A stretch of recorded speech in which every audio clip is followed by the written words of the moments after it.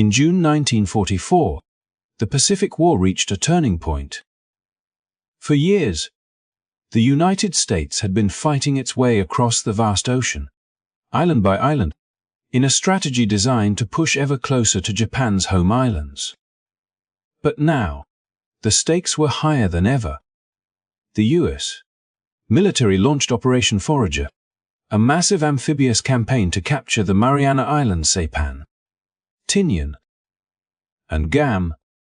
These small dots on the map held extraordinary importance, for they offered airfields from which America's newest and most powerful weapon, the long-range B-29 Superfortress bomber, could strike directly at the heart of Japan.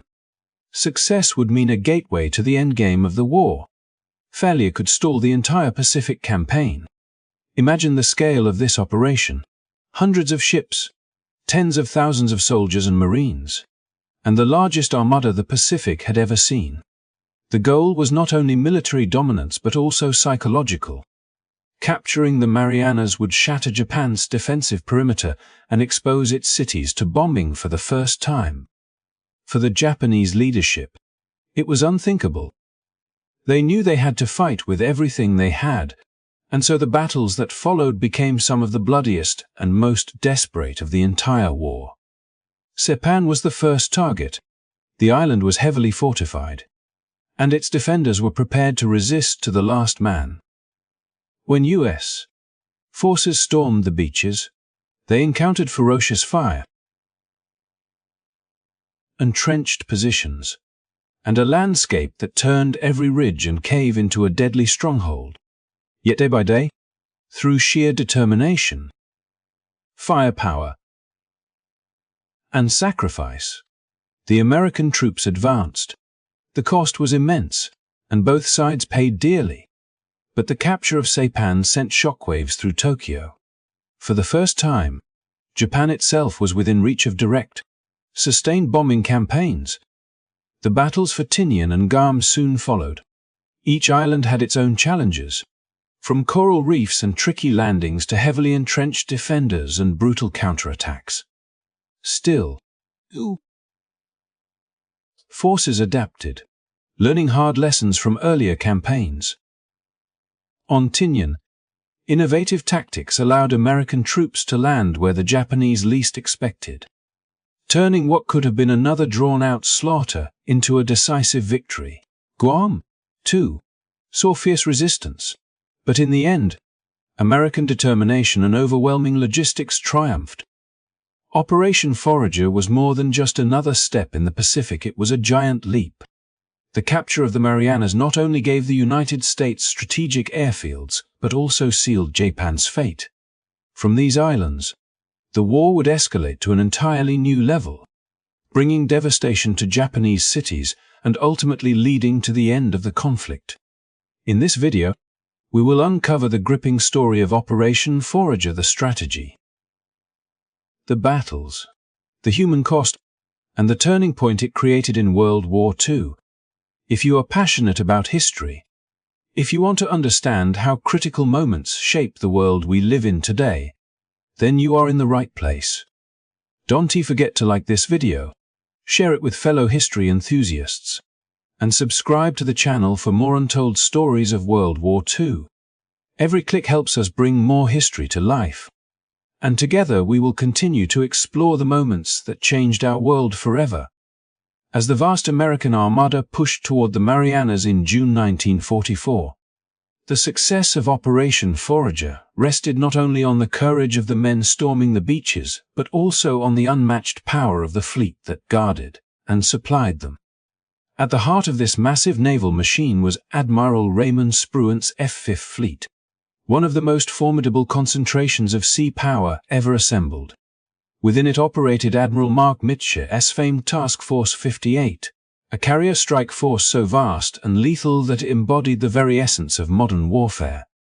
14 aircraft carriers, each brimming with squadrons of fighters, dive bombers, and torpedo planes, carried nearly 900 aircraft into the skies above the Pacific, forming a steel and fire shield that would decide the fate of the invasion. To understand the magnitude of this force, Imagine the Pacific Ocean stretching endlessly to the horizon, and then imagine that horizon darkened by the outlines of carriers, cruisers, battleships, and destroyers, all moving in precise coordination. At the center were the carriers, their flight decks alive with activity from dawn until dusk. Mechanics and deck crews swarmed over engines and weapons. Fueling planes, checking armaments, and guiding pilots as they launched in waves that filled the sky with a thunderous roar. From above, these aircraft became the eyes and fists of the invasion, scouting ahead, striking Japanese strongholds, and ensuring that no enemy force could slip through to threaten the vulnerable transports and landing craft below. The presence of these 900 planes was not merely a tactical advantage, but a psychological one. For the Marines and soldiers preparing to step onto the blood-soaked sands of Saipan, knowing that an aerial shield hovered above gave a measure of confidence in the face of overwhelming danger. Every time Japanese artillery thundered from hidden positions or enemy aircraft tried to break through, Task Force 58 was ready to respond. Dive bombers screamed downward to blast gun emplacements. Fighters dueled with Japanese Zeros in the skies, and torpedo planes swept low over the waves to strike at enemy shipping. The coordination between land, sea, and air became a living demonstration of how the United States had learned to fight a new kind of war, one in which carriers had replaced battleships as the ultimate arbiters of victory. Admiral Spruance, calm and calculating, oversaw the entire Fifth Fleet from his flagship, and known for his cool demeanor and strategic foresight. He was a man who understood the importance of patience in the chaos of battle. Yet he was also decisive when the moment demanded action. Mitscher, commanding Task Force 58, complemented Spruance's steadiness with his own boldness and mastery of carrier warfare. Together, they formed a partnership that blended caution with aggression, ensuring that the fleet operated with precision while never missing opportunities to strike hard and fast. Their leadership meant that the fleet was not only powerful but adaptable, able to shift its focus from supporting amphibious landings to engaging enemy forces at sea in the blink of an eye. And indeed, the Japanese did not sit idle as the Americans advanced. The Imperial Navy had long understood the importance of the Marianas, and they prepared to meet the invasion with their own carrier fleet in what they hoped would be a decisive showdown. This looming confrontation would soon erupt into one of the most legendary clashes of the Pacific War, the Battle of the Philippine Sea. But even before that great carrier duel, Task Force 58 was shaping the battlefield, reducing Japanese air power, isolating garrisons, and softening the defenses of Saipan, Tinian, and Guam. Every successful strike brought the Americans closer to securing a foothold in the islands, and every Japanese plane shot down weakened the Empire's ability to resist. The skies above the Marianas were alive with danger. Pilots of both sides flew missions where survival was never guaranteed. For the Americans, the Bunker Hill, the Enterprise, the Yorktown, and other storied carriers became floating airfields of destiny. Each launch was a gamble, each landing a test of nerve. The young aviators, many barely out of their teens, carried not only bombs and bullets but also the hopes of the men fighting on the ground. When they returned from missions, battered planes limping back to their decks, they brought with them stories of duels fought in the clouds, of enemy convoys shattered, and of islands hammered into submission. Their relentless pressure ensured that the Japanese defenders were harried from above at all hours, unable to regroup, unable to mount a coordinated defense. For the men on the beaches of Saipan, every roar overhead reminded them that they were not alone. When a Japanese counterattack threatened to overrun a position, carrier-based aircraft swooped in to blast enemy formations apart. When hidden artillery shelled the landing zones, Bomber struck swiftly to silence the guns. The synergy between the carriers and the ground forces transformed what could have been an impossible task into one that, though costly, was achievable. Without the Fifth Fleet and Task Force 58, the invasion of the Marianas would have been a far darker chapter, if it had succeeded at all. As the campaign unfolded, the overwhelming strength of the American fleet became undeniable. The Japanese, though determined and courageous, could not match the industrial might that allowed the United States to deploy such a vast number of carriers and planes.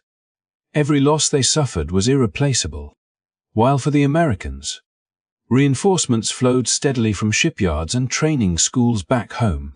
The contrast was stark, one side fighting to delay the inevitable, the other pressing forward with growing momentum. Operation Forager was, in many, a story of courage on the beaches and in the jungles of the Marianas, but it was also a story of steel decks, roaring engines, and the men who took the fight to the skies. Admiral Spruance's Fifth Fleet and Admiral Mitscher's Task Force 58 provided not only the firepower but also the assurance that the invasion could succeed. They were the guardians of the sea, the hammer from the sky, and the silent promise that no sacrifice on the beaches would go unanswered. And as the sun set over the Pacific each evening, the horizon dotted with carriers still launching sorties into the fading light, the future of the war was being written in every mission, every battle, and every hard-fought victory that brought the Allies closer to Japan's doorstep. As the American fleet pushed deeper into the Marianas, its immense strength unmistakable and its momentum undeniable, the Japanese Imperial Navy could not remain passive. Tokyo's high command understood that the loss of Saipan, Tinian, or Guam would mean more than just territory slipping away. It would expose the very heart of Japan to attack. The stakes could not have been higher, and so the responsibility fell to Admiral Jizuba Ozawa, commander of the Japanese mobile fleet, to deliver a decisive blow that might halt the American advance and shift the balance of the war. To accomplish this, he put into motion a bold and desperate strategy known as Operation Ago. The plan was ambitious, even audacious. Ozawa knew the Americans possessed a numerical advantage that Japan could no longer hope to match ship for ship or plane for plane. Instead, he would attempt to turn geography and strategy into his greatest weapons, by luring the use carriers westward, into range of land-based airfields scattered across the Marianas and beyond. Ozawa intended to unleash wave after wave of aircraft against Task Force 58. He envisioned a battle in which the Americans would be caught between the hammer of his carrier planes and the anvil of ground-based squadrons, overwhelming them in a coordinated assault.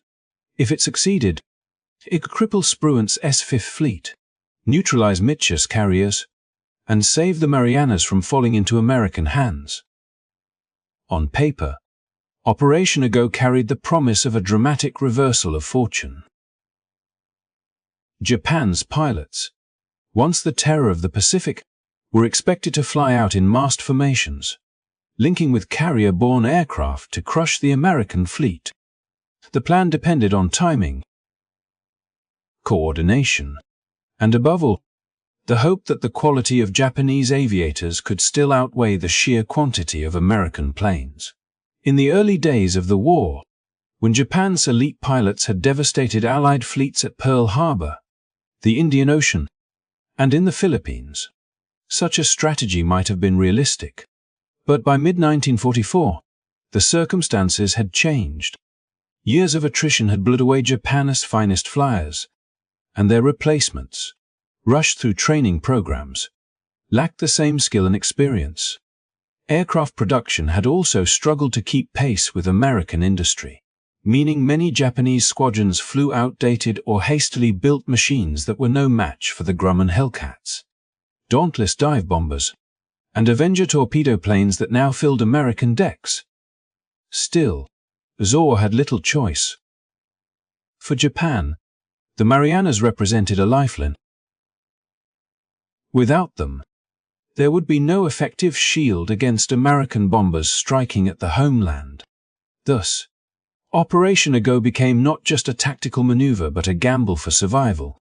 From his flagship, Ozawa coordinated his fleet, dispatching orders that set carriers, cruisers, and battleships into motion across the Philippine Sea. The Japanese ships, sleek and determined, carried with them the weight of a nation's hope, each one bristling with guns and loaded with planes that would soon rise into the Pacific skies for a contest unlike any other. As the fleets maneuvered, the stage was set for what history would later call the Great Marianas Turkey Shoot. But at this moment, nothing was certain. The Japanese still believed in the possibility of turning the tide, and their strategy reflected both their resourcefulness and their desperation. Ozawa counted on the Americans being drawn toward him, confident that their aggressive spirit would lead them into the killing zone he prepared. From his perspective, the plan's success depended not only on firepower but on psychology. The hope that American commanders, eager for battle, would underestimate the threat of Japan's land-based air might. Meanwhile, Spruance and Mitscher were fully aware that a confrontation was inevitable. The sheer size of Task Force 58 meant it could not move without being detected, and Japanese reconnaissance planes shadowed its progress. Yet Spruance, ever cautious and deliberate, refused to be baited into reckless action. He knew that victory did not require charging blindly into Ozawa's trap, but rather holding steady, letting the Japanese come to him, and then using his overwhelming advantage in aircraft and radar technology to blunt their assault. Mitscher, for his part, prepared his pilots for the coming storm, confident in their training, their machines, and the discipline that had made American carrier aviation a devastating force. The tension in those days before the clash was palpable. Across the decks of Japanese carriers, young aviators strapped themselves into cockpits, some flying for the first time into the crucible of battle. They carried with them not only their own fears and determination, but also the legacy of a navy that had once ruled the Pacific skies. Across the ocean, American pilots checked their engines and readied their weapons, veterans of countless raids now facing an enemy who still clung to the belief in one final decisive battle. Both sides knew the outcome would shape the war's course, perhaps determining whether the Marianas would fall swiftly to the Americans or be defended at catastrophic cost. As Operation Ago unfolded, the distance between hope and reality would soon become apparent. The Japanese sought to lure, to trap, to overwhelm, but in doing so, they underestimated the degree to which time had shifted the balance of power. Their plan, though daring, rested on the fragile foundation of an air arm weakened beyond repair.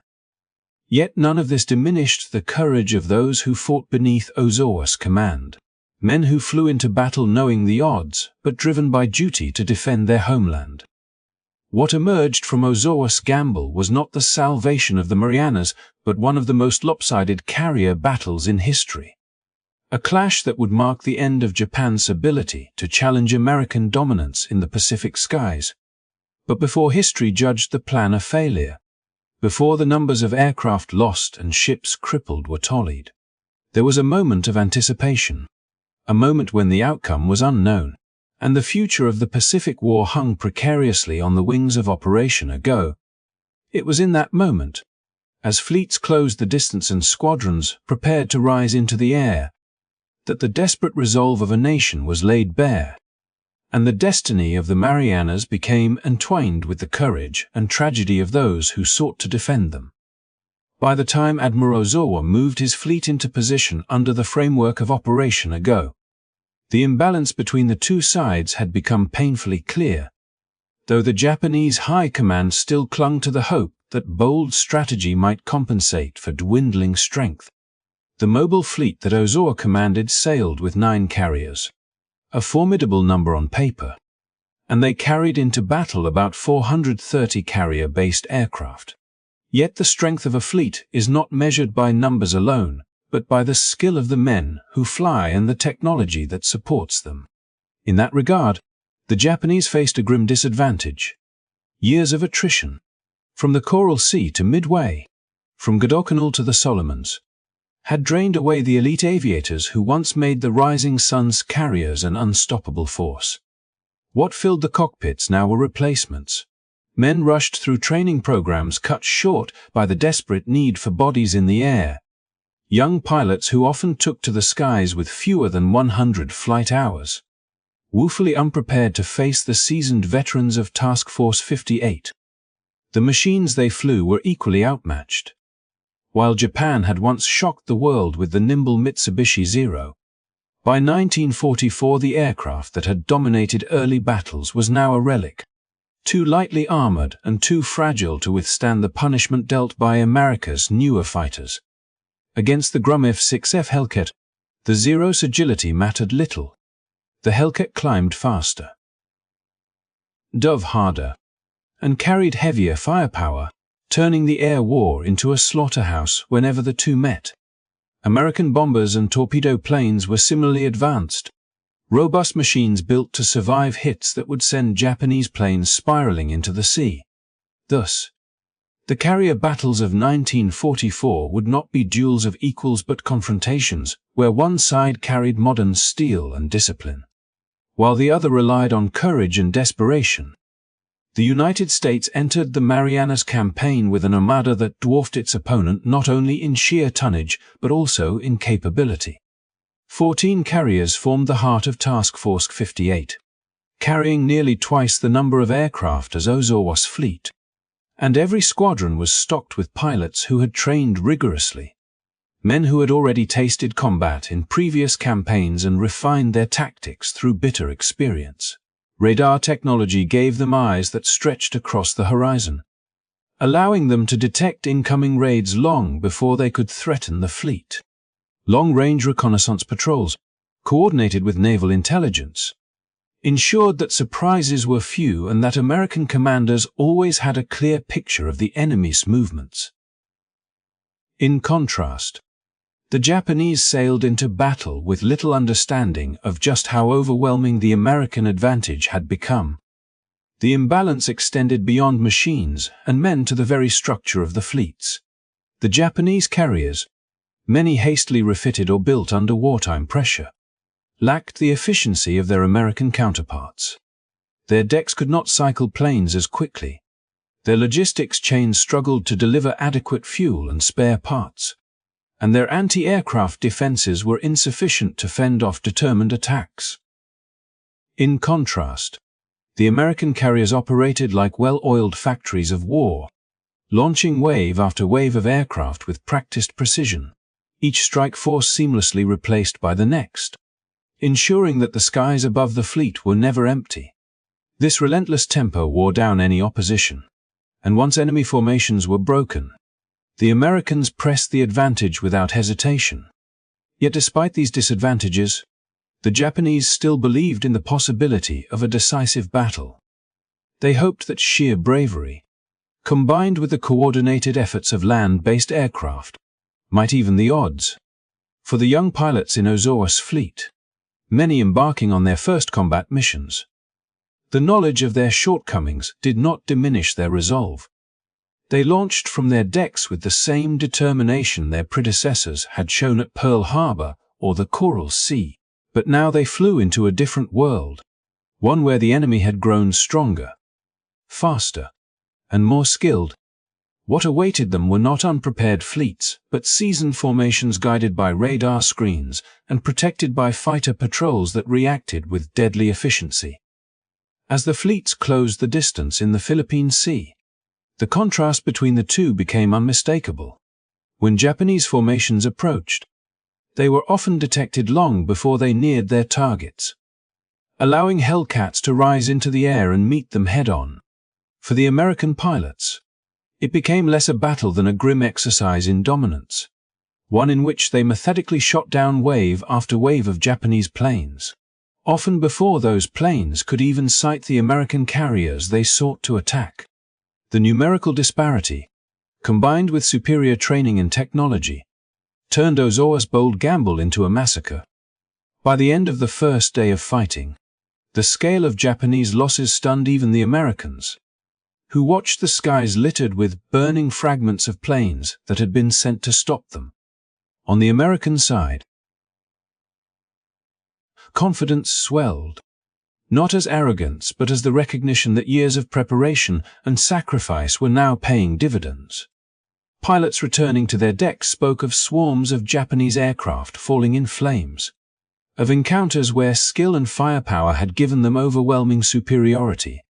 Commanders like Mitscher and Spruance, cautious not to underestimate their opponent, still acknowledged that the battle unfolding was decisively tilting in their favor. The Japanese carriers, already limited in their ability to replace losses, found themselves increasingly hollowed out, their decks stripped of aircraft, their once proud squadrons whittled down to a shadow of their former strength. For Japan, the mismatch was devastating. The carriers themselves were valuable, but without trained aviators and effective planes, they were little more than empty shells drifting in a sea where the enemy dominated the skies. Each pilot lost was irreplaceable, each aircraft a blow to a fleet already stretched to the breaking point. Operation, intended to save the Marianas, was rapidly becoming a catastrophe that would strip Japan of its last carrier-based air arm. For the Americans, the sight of enemy losses only reinforced their momentum, giving them the assurance that the Marianas could indeed be secured and that the path to Japan itself was opening before them. Thus, as the sun set over the Philippine Sea during those critical days of June 1944, the imbalance that had been written into the fleets from the outset was revealed in brutal clarity. Japan's 9 carriers and 430 planes, once symbols of dominance, were now hunted by a larger, better equipped, and better trained opponent, an opponent that saw further, struck harder, and endured longer. The courage of Ozawa's men was unquestionable, but courage alone could not bridge the widening gulf between a nation stretched to its limits and one whose industrial and military might had reached its peak. In the crucible of the Marianas, the balance of power shifted irreversibly, and the fate of the Pacific was sealed not by bold gambles but by overwhelming superiority that no plan could overcome. In the tense days before the fleets clashed in the Philippine Sea, the American commanders understood that victory would depend not only on the strength of their carriers and the skill of their pilots, but also on the ability to deny the Japanese any chance of reinforcing their air arm from nearby bases. The islands of the Marianas and Iwo Jima, scattered across the central Pacific, bristled with Japanese airfields, each capable of launching squadrons of fighters and bombers into the path of the advancing U.S. fleet. If left unchecked, these bases could bolster Admiral Ozawa's Operation Forager, tipping the balance by providing waves of land-based aircraft to combine with his carrier squadrons. Admiral Spruance and Admiral Mitscher knew that if the Japanese were to be beaten, these threats had to be neutralized before the decisive battle began. So the bombers went to work. Day after day, the skies above the Marianas and Iwo Jima thundered with the engines of American planes as they swept across the horizon in relentless raids. Dive bombers peeled from the clouds to hammer runways, rendering them cratered and useless for takeoffs. Fighters strafed airstrips and hangars, scattering flames and debris across the once proud bases that had served as Japan's forward defense. Torpedo planes, repurposed for precision strikes on ground targets, rode low over the landscape, targeting fuel depots, ammunition bunkers, and radar installations. Each raid was part of a calculated effort not just to damage but to suffocate Japan's air presence, leaving its pilots with nowhere to launch from and its commanders with no reliable way to reinforce Ozawa's fleet. The effect was devastating. On the ground, Japanese aircraft were caught in rows, parked wingtip to wingtip, easy prey for strafing runs that left them burning wrecks before they could even taxi onto the runways. Those that managed to scramble into the air often found themselves hopelessly outmatched. Their obsolete Zero fighters pitted against Hellcats that climbed faster, dove harder, and carried heavier armament. Losses mounted not only in destroyed machines but in precious pilots, men whose training had already been rushed and whose replacements were scarce. For every plane that fell flaming from the sky, Japan's already fragile defense grew weaker. The bombing of Ojima was particularly significant. Situated midway between the Marianas and Japan, it was a critical link in Japan's chain of defense. From there, land-based bombers could threaten American carriers and disrupt operations around Saipan and Tinian. By striking Ojima repeatedly, the Americans sought not only to weaken its immediate usefulness, but also to sever Japan's ability to project air power across the Central Pacific. The island, scarred by craters and shrouded in smoke, became a symbol of Japan's shrinking reach, its once formidable bases reduced to little more than targets for repeated pounding. For the men of Task Force 58, these raids were more than just tactical strikes. They were acts of preparation, clearing the skies of threats before the larger storm broke. Every successful mission meant fewer Japanese aircraft waiting to ambush the fleet, fewer bombs and torpedoes aimed at the transports carrying Marines to the beaches, and fewer obstacles standing between the United States and its goal of seizing the Marianas. The bombers became the first wave of the Great Battle to come, softening the defenses so that when Ozawa's fleet finally advanced, it would do so without the full weight of land-based air support. The psychological effect on both sides was immense. For the Japanese defenders, watching their bases reduced to smoking ruins was a bitter blow. Pilots who might have launched to meet the Americans instead saw their aircraft destroyed in firestorms on the ground. Commanders who had hoped to coordinate with Ozawa found their airfields inoperable and their squadrons annihilated before they could even take flight. For the Americans, each plume of smoke rising from a bombed airfield was a reassurance that their strategy was working, that the skies would be theirs when the decisive clash came.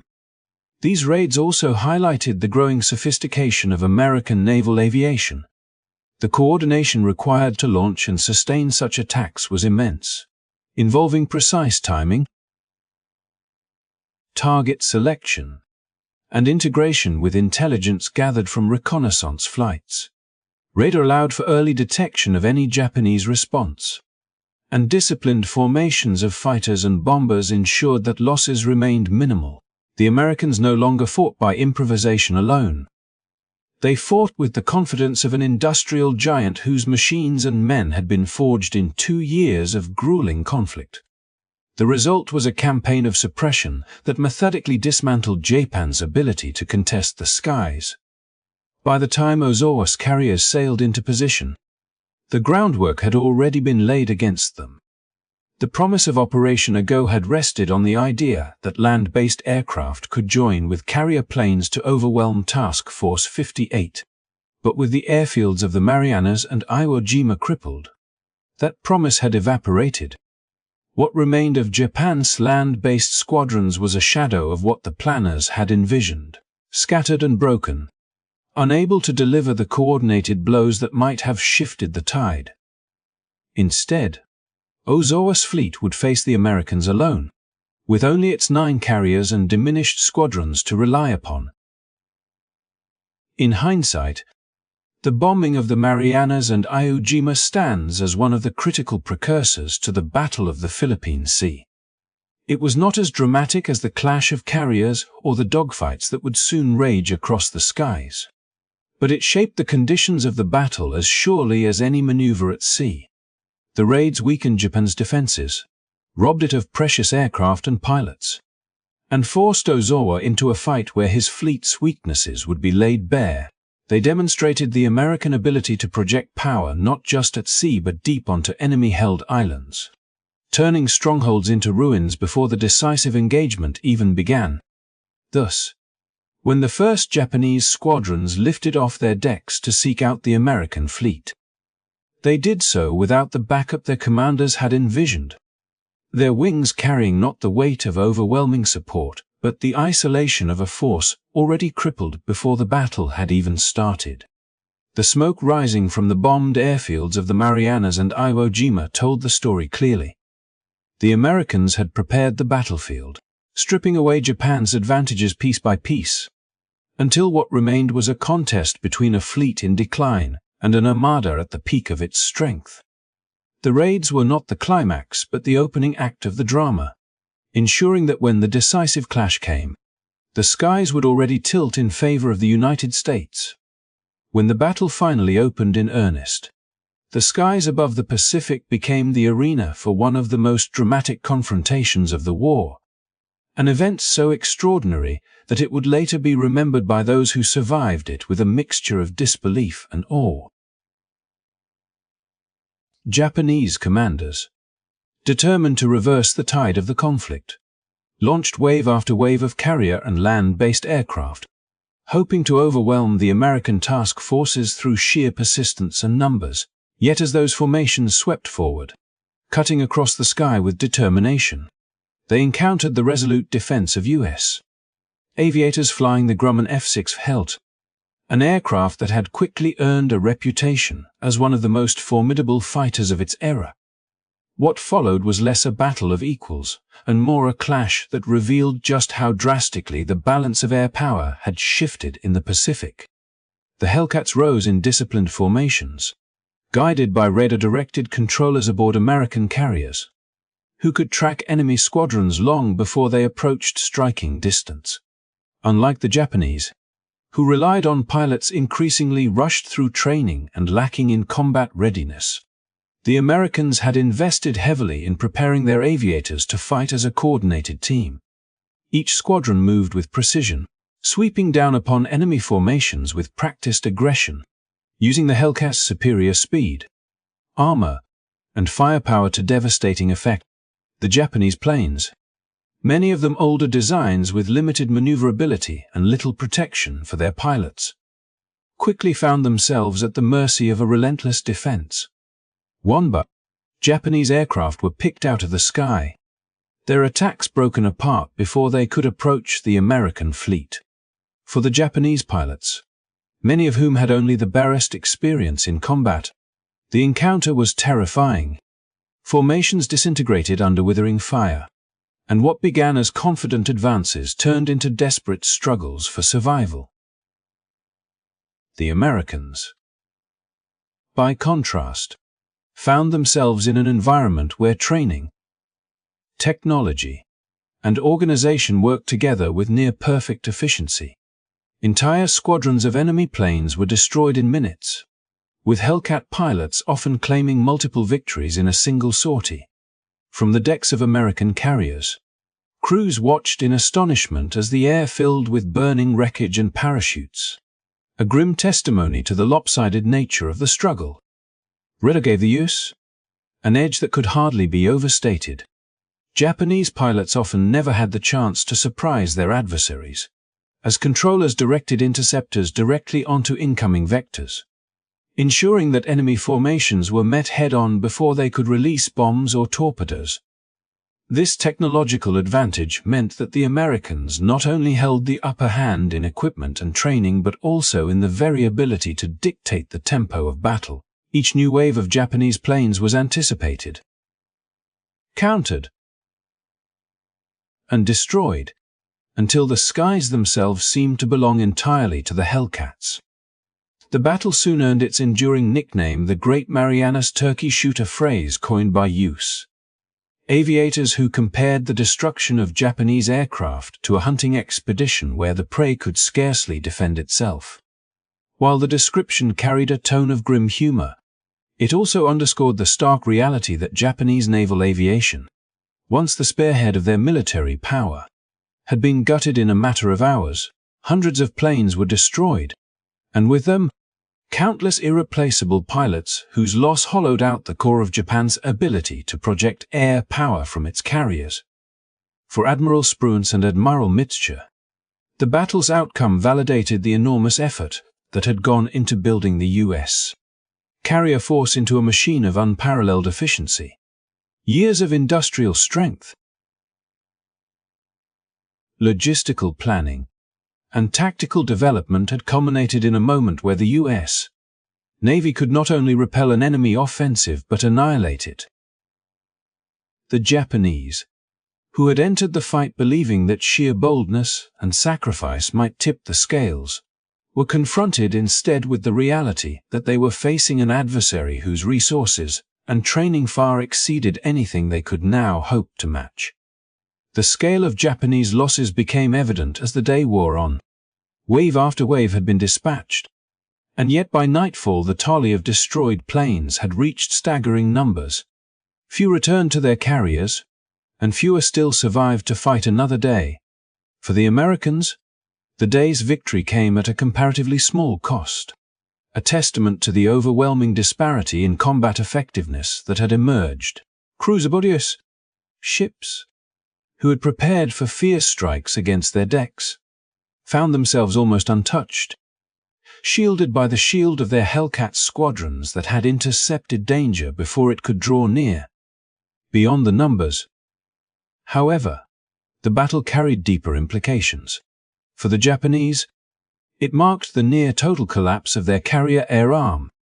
No matter how many ships they could still float, without trained aviators and aircraft to launch from their decks, those carriers became little more than targets. The losses in the Marianas battle could not be replaced. Not with an industrial base already straining under the weight of a prolonged war and a training system that could not produce experienced pilots fast enough to match the scale of attrition. The U.S., on the other hand, not only replaced losses but expanded its strength, churning out new planes, carriers, and pilots at a pace that seemed almost inexhaustible. The so-called Turkey Shoot was more than just a lopsided dogfight. It was a turning point that shattered the offensive potential of the Japanese fleet. In the months and years that followed, Japan would increasingly fight on the defensive, relying on desperate measures and strategies that reflected the loss of its once proud naval aviation. For the Americans, it was a moment of affirmation that their strategy of overwhelming industrial and technological might, coupled with rigorous training and doctrine, had brought them to the cusp of victory in the Pacific. In the end, the skies over the Marianas became a graveyard for Japanese naval aviation, and the Hellcat pilots who fought there etched their names into history as part of a battle that symbolized the irreversible decline of Japan's air power. For those who witnessed it, the memory of that day remained seared into their minds, not simply as a tally of planes destroyed, but as the moment when the Pacific balance of power shifted decisively and forever. By the time the sun dipped low on the horizon and the smoke trails of fallen planes began to fade into the distance, the numbers told a story that words alone could barely capture. Out of the 373 aircraft the Japanese had committed to the skies in their desperate bid to blunt the American advance, a staggering 243 failed to return to their carriers. The scale of destruction was so overwhelming that even the most battle-hardened U.S. veterans struggled to comprehend the imbalance. On the American side, losses were minimal, a mere 29 aircraft lost in combat, many of them the result of mechanical failure or the chaos of aerial maneuvering rather than enemy fire. It was not just a victory, it was a signal that the Pacific War had entered a new and irreversible phase. For the Japanese commanders, the realization struck hard and mercilessly. In one day, they had gambled nearly everything on the hope that courage and sacrifice could compensate for dwindling resources, only to find that their air wings had been gutted. The once proud naval aviation that had brought devastation at Pearl Harbor and terror across the Pacific in the early years of the war had now been reduced to shadows, planes that had taken months to build and pilots who had been trained, however hurriedly, at great expense of time and effort, were gone in a single clash. The carriers that still floated on the waves now had little to launch. their decks barren compared to the American giants whose hangars remained bustling with replacement aircraft and fresh crews. For Admiral Spruance and Admiral Mitscher, the statistics confirmed what their eyes had already witnessed. The enemy had thrown its weight against them and had broken upon the wall of American superiority. The Fifth Fleet, with its 14 carriers and nearly 900 planes, had proven not only resilient but nearly untouchable.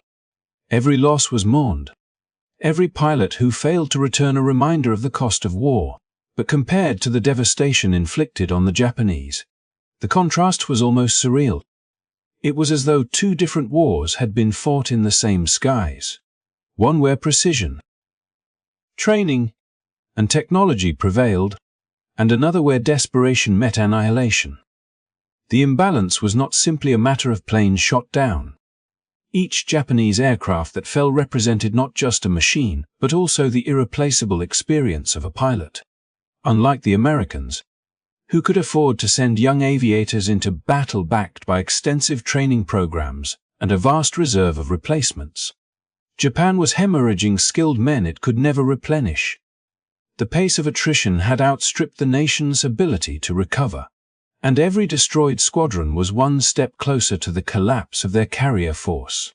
For the United States, however, industry was a lifeline that never faltered. Factories at home churned out planes faster than they could be ferried across the ocean, and training schools sent forth new waves of pilots who were, by the standards of the war, already more skilled than many of the Japanese veterans they faced. On the decks of American carriers, there was a sense of astonishment mixed with grim satisfaction. Crews who had prepared for fierce waves of bomb and torpedo strikes found themselves watching the wreckage of enemy aircraft splash harmlessly into the sea far from their ships.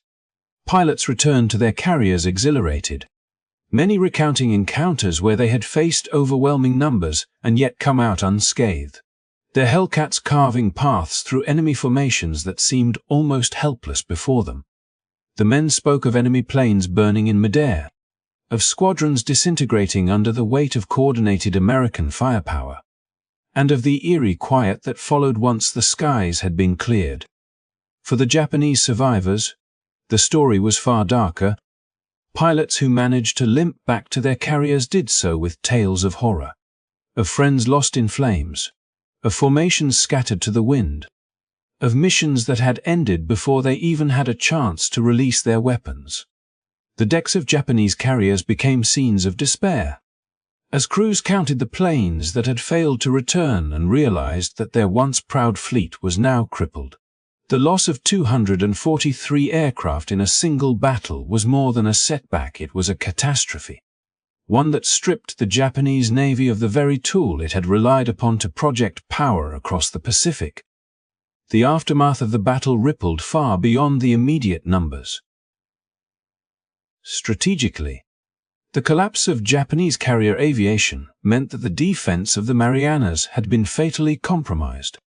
Without air cover, their ships were vulnerable, their island garrisons exposed to the relentless bombing and shelling that the Americans could now deliver without opposition. The psychological blow was just as severe. Officers who had once believed in the possibility of a decisive victory now faced the undeniable truth that the balance of the war had shifted decisively against them. The phrase Great Marianas Turkey Shoot spread quickly among American crews, a darkly humorous label for what had, in reality, been the systematic dismantling of Japan's last great hope for offensive air power. The numbers 243 destroyed, 29 lost were not just statistics. They were the embodiment of the industrial might and training discipline that had carried the U.S. Navy into the heart of the Pacific. They reflected the contrast between a nation struggling to sustain its war machine and another whose production lines seemed limitless. They symbolized a turning point, a moment when the Japanese carrier fleet effectively ceased to exist as an offensive force. From that day forward, Japan would no longer be able to contest American control of the skies in large-scale battles.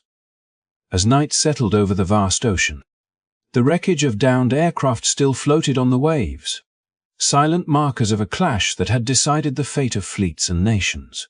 For the Americans, it was a triumph built not on luck but on preparation, technology, and overwhelming determination. For the Japanese, it was a shattering defeat from which recovery was no longer possible. The Marianas had become not just another battlefield, but the place where the future course of the Pacific War had been sealed.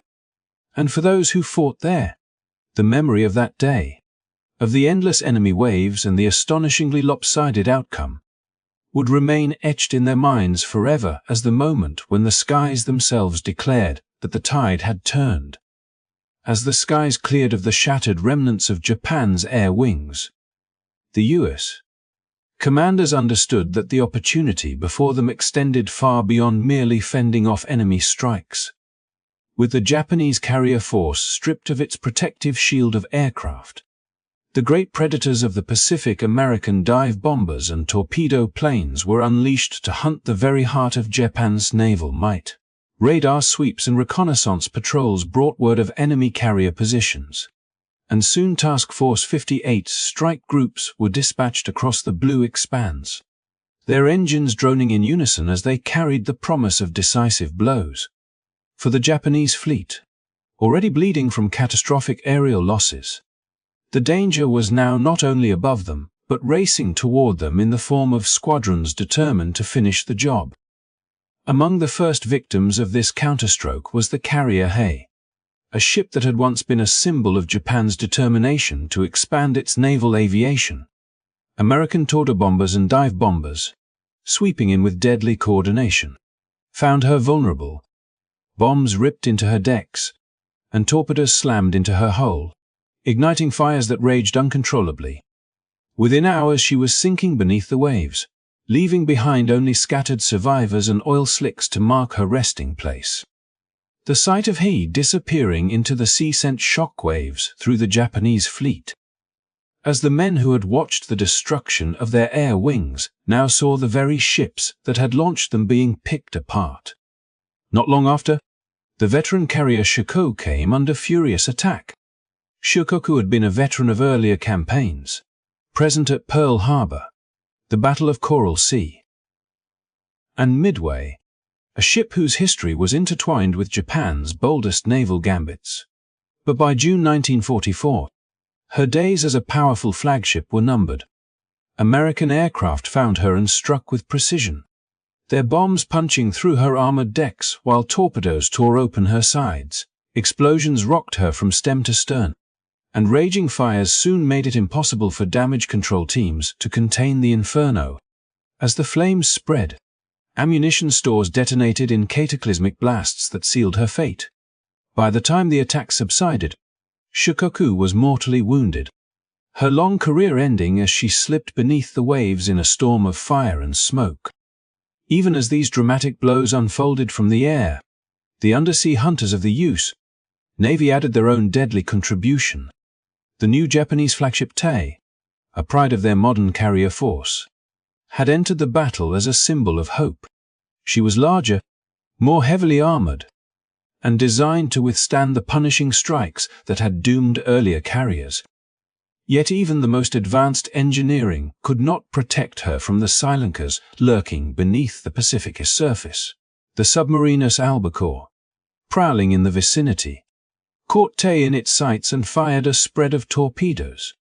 One found its mark, tearing into the carrier's hull. At first the damage seemed survivable, but a series of catastrophic errors in damage control sealed her doom.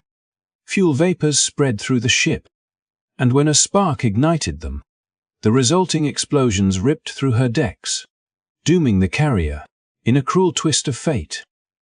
Tay, Japan's newest and most advanced carrier, became a floating inferno, breaking apart as her crew struggled in vain to save her. Hours later, she too slid beneath the waves, taking with her hundreds of men and any illusions that Japan's carrier force could endure. The destruction of Hay, Shikoku, and Tay was more than a tactical success. It was a strategic catastrophe for Japan. In one stroke, the backbone of their carrier fleet had been torn out, The loss of 3 carriers in a single operation mirrored the scale of Midway but carried with it an even more profound message. At Midway, Japan had been caught by surprise, undone by a combination of intelligence, luck, and American daring. In the Philippine Sea, however, they had come prepared, launching their best effort to defend the Marianas, only to be crushed by a foe whose power had grown beyond their ability to match.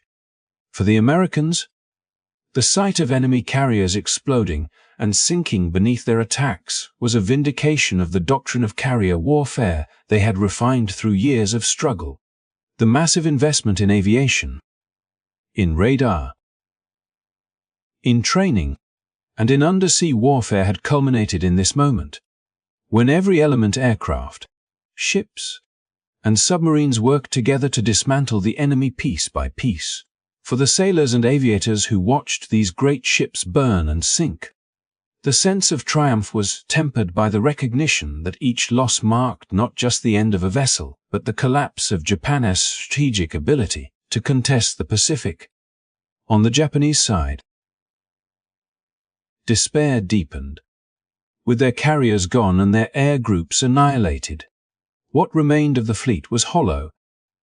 The survivors who gathered aboard the remaining ships looked upon the empty skies and knew that the heart of their navy had been ripped out. No matter how many battleships or cruisers still floated, without carriers and planes to shield them, they were relics of an earlier age, vulnerable to the swarms of American aircraft that could now operate with impunity. The loss of Tay was particularly bitter, for she had been the embodiment of Japan's attempt to rebuild its carrier strength after Midway, a vessel designed to restore balance. Her destruction, not by waves of bombers but by a single submarine torpedo compounded by human error, underscored the fragility of Japan's remaining hopes.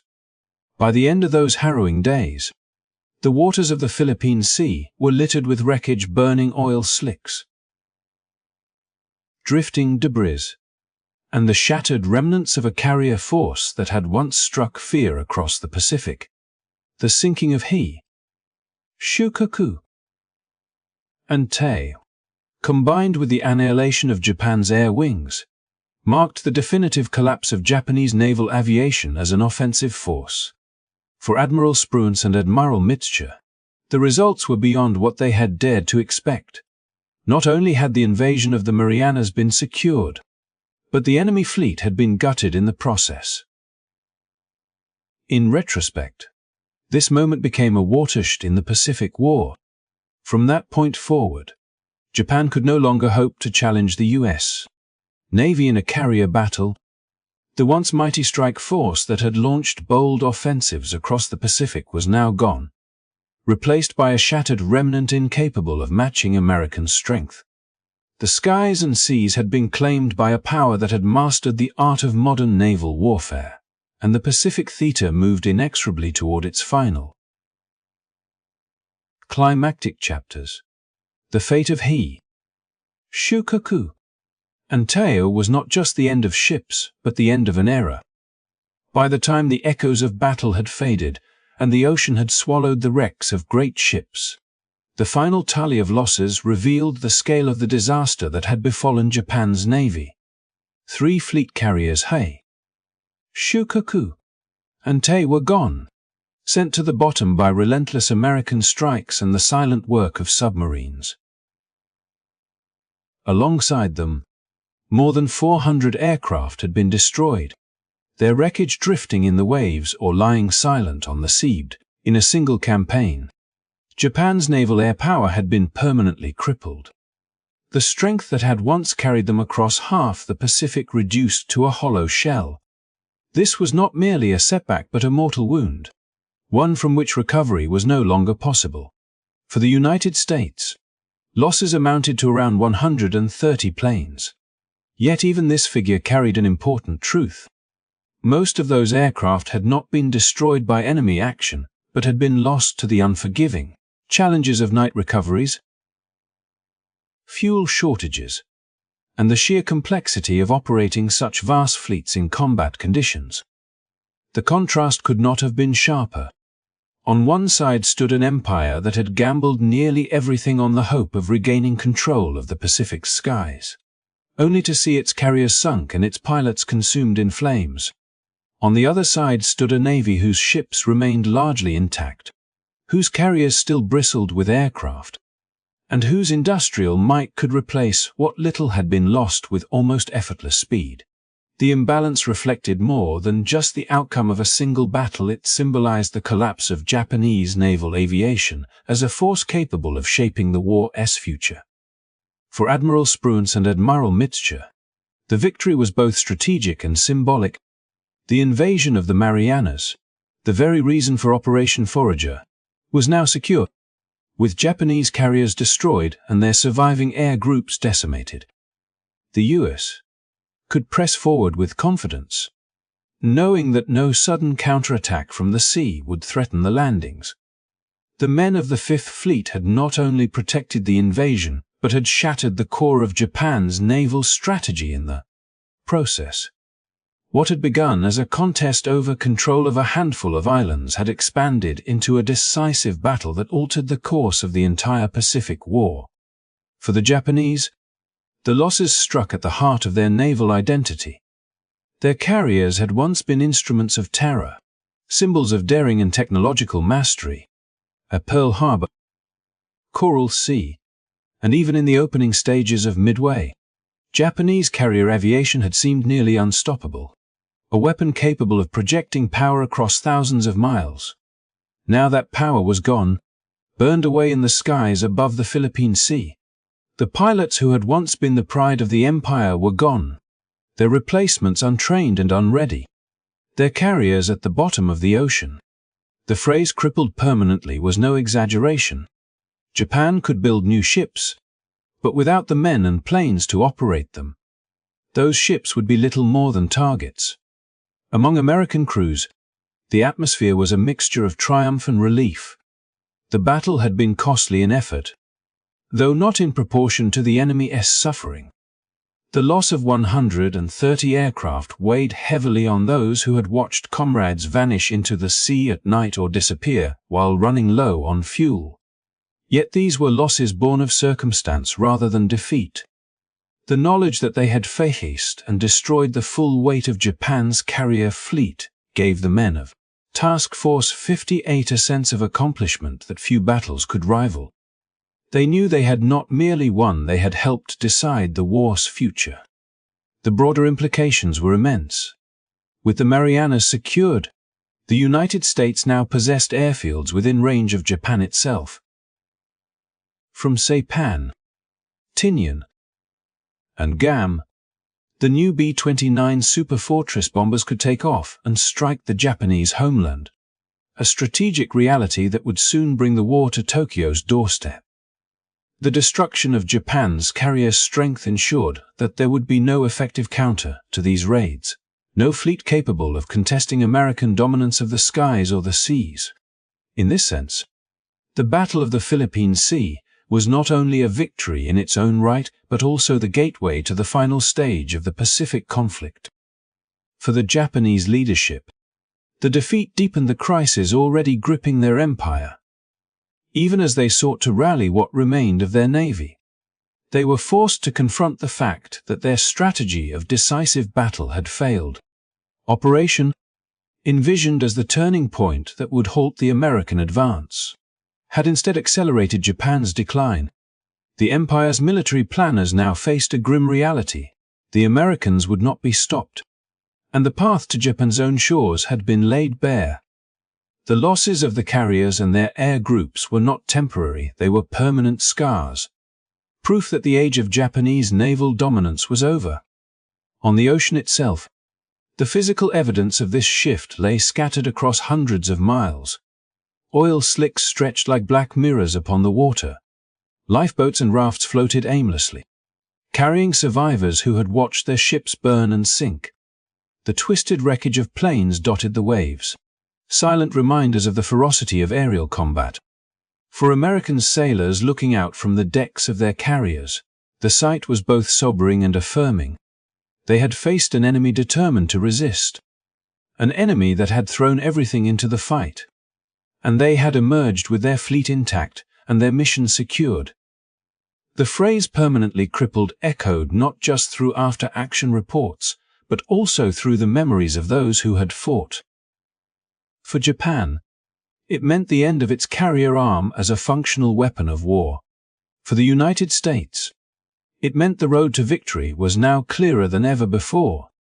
The battle was a watershed. The moment when the last lingering doubt about who controlled the Pacific was erased. From this point forward, the question was not if the US would reach Japan, but when and how. Thus, the Battle of the Philippine Sea became more than just a clash of fleets. It was a demonstration of what industrial strength, technological superiority, and disciplined training could achieve against an opponent who relied too heavily on past glories and fading resources. In the final reckoning, the numbers told the story with stark clarity: 3 carriers lost, over 400 planes gone, a naval air arm shattered beyond repair, against 130 American planes, most lost not to enemy fire but to the elements. It was the moment the balance of power in the Pacific did not just shift but collapsed entirely in favor of the United States, ensuring that the march toward Japan would proceed without serious challenge from the sea. As the echoes of battle faded and the seas of the Pacific returned to a deceptive calm, the full weight of what had transpired became unmistakably clear. The skies over the Marianas had witnessed the final death knell of Japan's once formidable carrier force. The Battle of the Philippine Sea, often remembered for the so-called Great Marianas Turkey Shoot, was not just a tactical encounter but a decisive turning point that permanently shifted the balance of naval power. Japan had invested heavily in its carriers and air arm, but the losses suffered here: 3 fleet carriers and more than 400 irreplaceable aircraft cut the very heart out of its offensive capability. From this point forward, Japan could no longer field large-scale carrier operations, effectively ceding the initiative in the Pacific to the United States. For the Americans, the victory carried significance far beyond the immediate triumph at sea. Securing the Marianas meant establishing advanced bases within striking distance of the Japanese home islands. And it was from those very islands that the massive B-29 superfortresses would later rise into the sky, carrying with them the promise of war brought directly to Japan's doorstep. Every mile gained in the Pacific campaign had been purchased at enormous cost. Yet here, in the summer of 1944, the sacrifices coalesced into a tangible strategic advantage. The once distant dream of bringing the war to an end no longer seemed so far from reach. For the men who had fought in the chaos of those days, the memories remained etched in vivid detail. Pilots recalled the frantic dogfights high above the ocean, where skill and training proved the difference between survival and oblivion. Sailors aboard the carriers never forgot the thunder of engines, the shriek of anti-aircraft guns, and the tense hours spent watching the horizon, knowing that the outcome of the war might hinge upon their resolve. And yet, within the triumph, there lingered the sobering reminder of war's toll. Even as the United States celebrated a decisive victory, families back home received the telegrams of loss, and the crews who never returned left empty spaces in ready rooms and mess halls.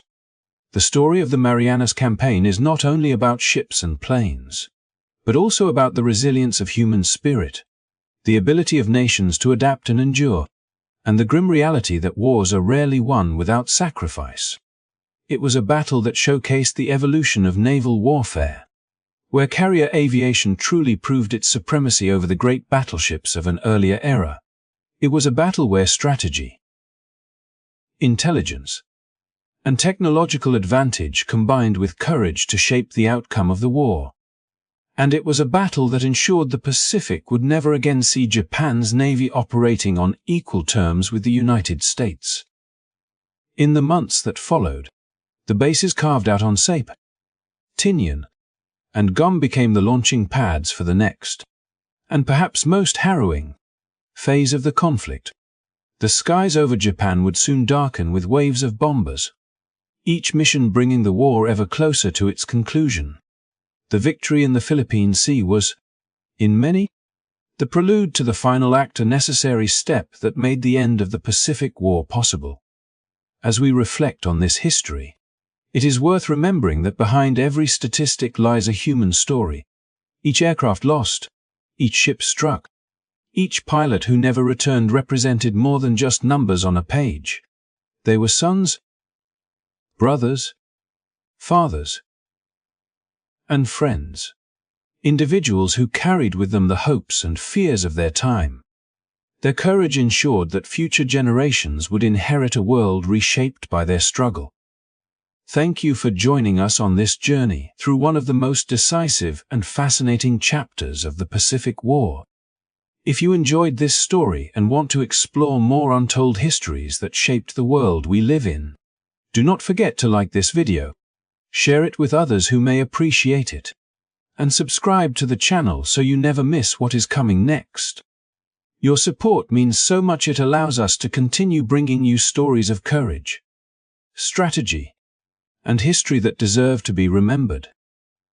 For now, we close this chapter with gratitude to those who fought, to those who endured, and to you, our listeners, for keeping their memory alive. As the waves of the Pacific roll endlessly on, may we carry forward the lessons of resilience, sacrifice, and hope. Until next time, thank you for watching. Rest well, and may you all have a peaceful night